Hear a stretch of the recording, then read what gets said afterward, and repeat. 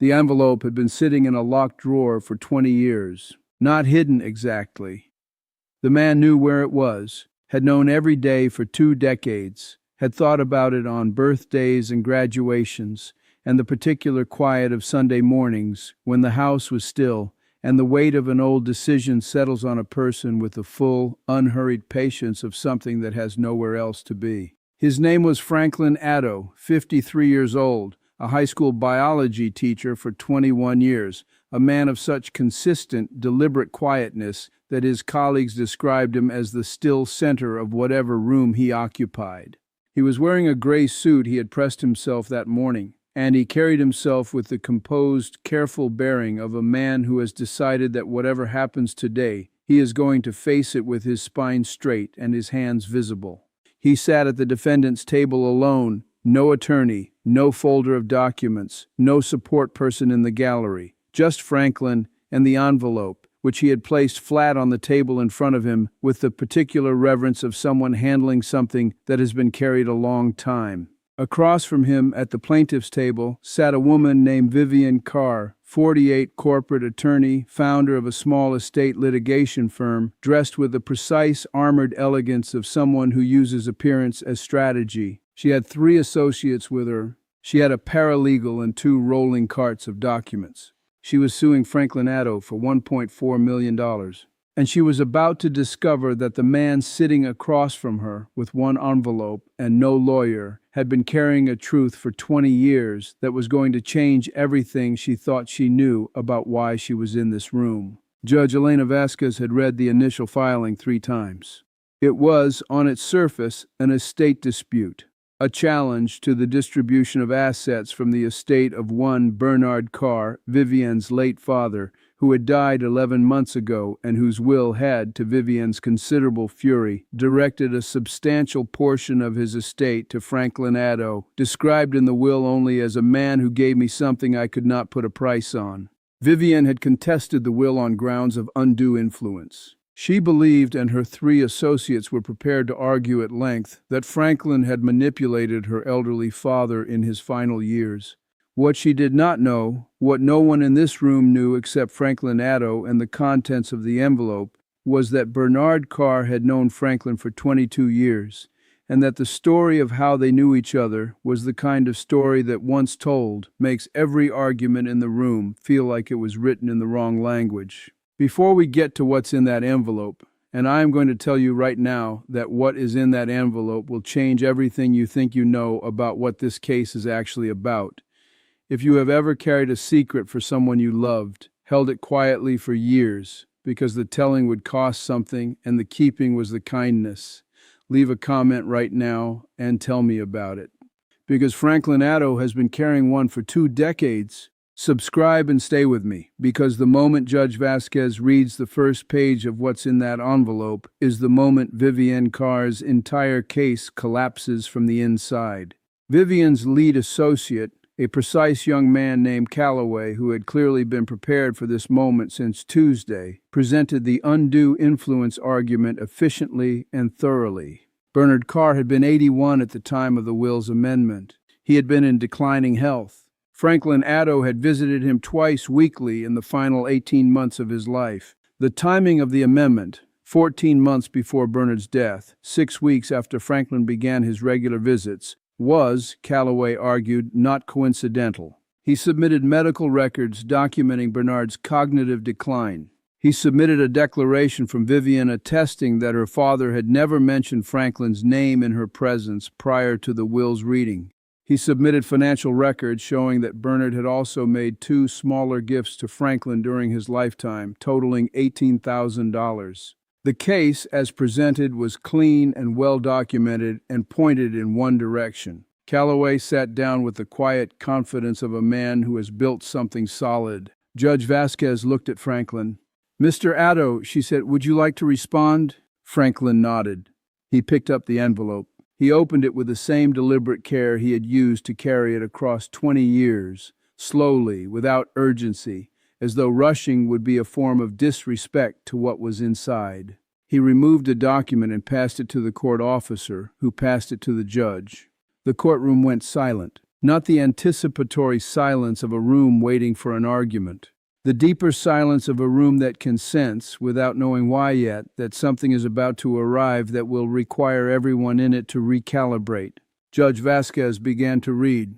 The document was a letter, handwritten 15 pages dated 22 years ago, signed by Bernard Carr himself. It described in the careful, clear prose of a man who wanted his account to be permanent and accurate, the night 22 years ago when his son, a son Vivienne had never known about, born of a relationship predating her mother, given up for adoption at birth and never spoken of, had appeared at Bernard's door as a young man of 21, searching for his biological father, carrying his own set of confusions and griefs and questions.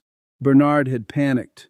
He had sent the young man away. He had spent the following weeks in a state of shame and fear that he described in the letter with unflinching self-knowledge. And then, because he was a man who understood that certain things could not be left unaddressed forever, he had hired someone to find the young man and make sure he was all right.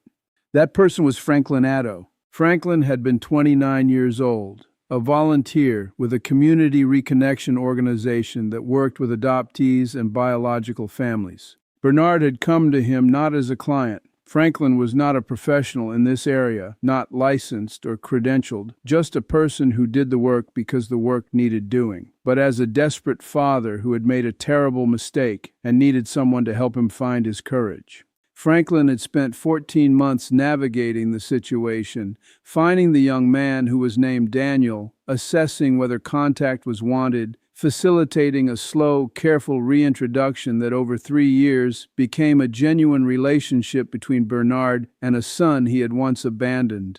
Daniel, who had lived with the wound of being given away his entire life, had eventually found something he had not expected to find, a father who was genuinely sorry and genuinely present.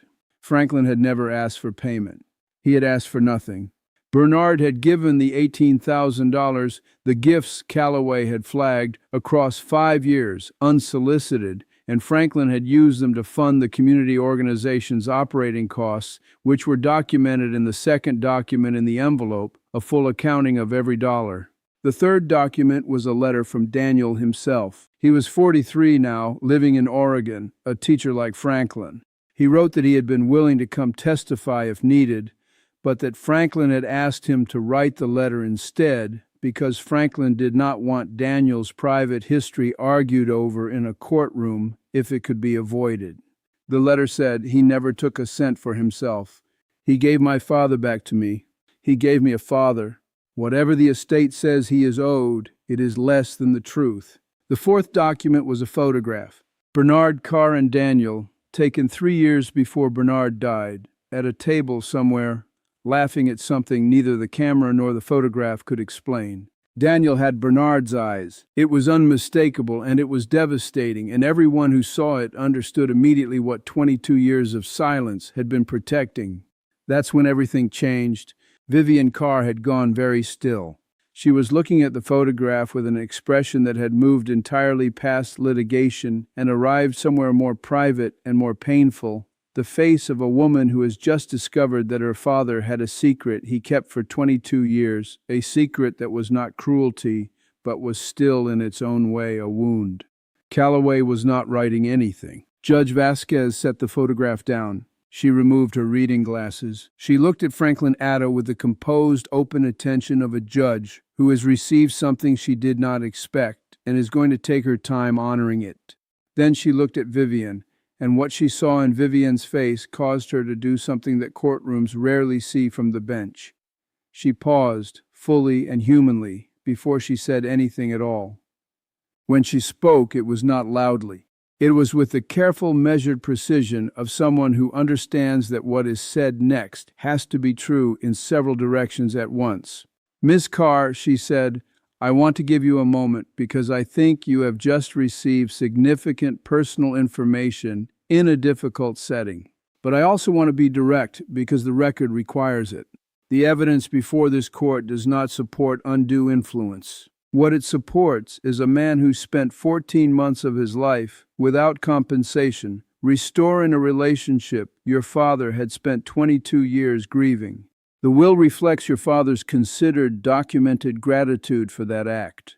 This court finds no basis for the challenge and dismisses the contest in its entirety. She looked at Vivian one more time and her voice shifted slightly, just slightly, away from judicial and toward something more plainly human. Your father loved you. The letter makes that clear. He was also a man who made a mistake a long time ago and spent the rest of his life trying to be worthy of the correction. Those two things can both be true. I hope in time you are able to hold them both. Vivian Carr looked at the photograph for a long time after the ruling was delivered. She did not speak. Her associates gathered their carts. She did not help them. She called her attorney the following week and asked for Daniel's contact information through the proper channels. It took 3 months. The first conversation, by her own later account to a friend, lasted 4 minutes and was mostly silence.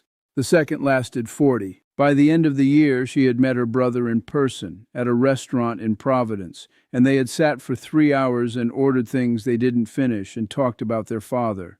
The versions of him they each knew, the version he had hidden, and the version that had emerged, slowly and imperfectly, in the years before he died.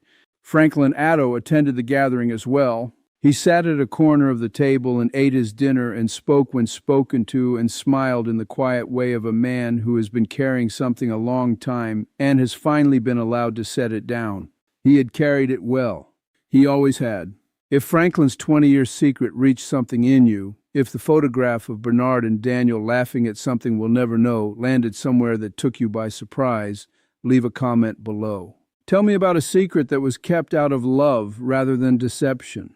Tell me about the people in your life who carried things quietly so others wouldn't have to. Like this video if you believe that some of the greatest acts of human kindness happen in the spaces between the things people say out loud. Subscribe because every week we find the story that has been waiting 20 years to be told, and we are here every time it finally is. Share this one because Franklin Addo asked for nothing, carried everything, and changed 3 lives in the process. He is owed a great deal. He always was.